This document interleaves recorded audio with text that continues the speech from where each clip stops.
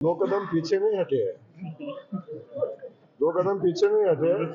50 कदम नीचे गिरे हैं, गिरे तो भी टांग ऊपर, अशा पद्धतीची भूमिका घेऊन जर आपण बोलणार असू तर मला वाटतं याच्यापेक्षा वेगळं काय असू शकतं. माझं काहीच म्हणणं नाही.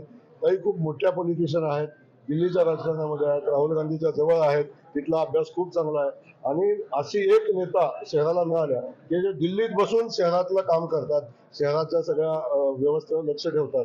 त्यामुळे एवढी दूरदृष्टी असलेल्या नेत्या या शहराला मिळाल्याचा आनंद आहे. अशा पद्धतीची टीका आपल्यावरती खरं तर मी जास्त लक्ष ते जे बोलतात त्याच्याकडे देत नाही आणि ते पत्र जे मी लिहिलेलं ते मी माझ्या काँग्रेसच्या लोकांसाठी आणि कार्यकर्त्यांसाठी लिहिलेलं.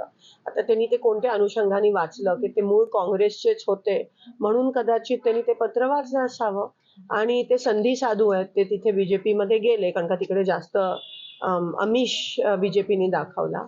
पण ते मूळ मी काँग्रेसच्या माझ्या सगळ्या लोकांना कार्यकर्त्यांना जे उमेदवार लढले त्यांच्यासाठी ते पत्र होतं. निवडणुका संपलेल्या आहेत, अशा वेळेस निवडणुका संपल्यानंतर जनतेनं कौल दिला तर विकासाची कामं त्याच्याकडे झाली पाहिजे. मला असं नव्हतं, अजूनही विरोधकांवरती टीका करण्यातच ते व्यस्त दिसत आहे. त्याच्याकडे आपण कशा तेच त्याच्यावरून कळतं की त्यांची संस्कृती काय आहे आणि ते कोणत्या पद्धतीत हे इलेक्शन लढले. आणि मी एवढीच विनंती करते आणि मी वारंवार करते की सोलापूर हे प्रतिष्ठेचं शहर आहे. सोलापूरची एक सांस्कृतिक शहर आहे, त्याची पातळी हे बाहेरच्या लोकांनी येऊन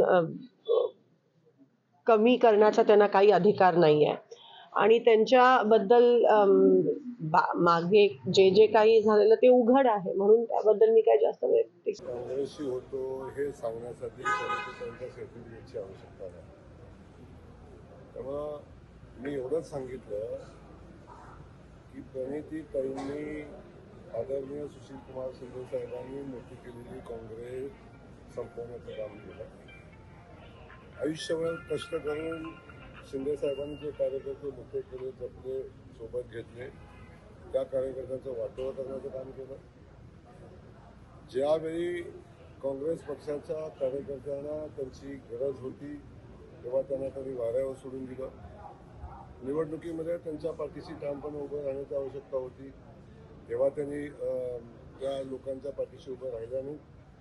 त्यामुळे परिस्थिती अशी झाली की 2 नगरसेवक आल्यावर सुद्धा त्यांना त्याचं समाधान वाटतंय आणि 87 नगरसेवक आलेल्या भारतीय जनता पक्षावर टीका करण्याचं काम त्या करतात.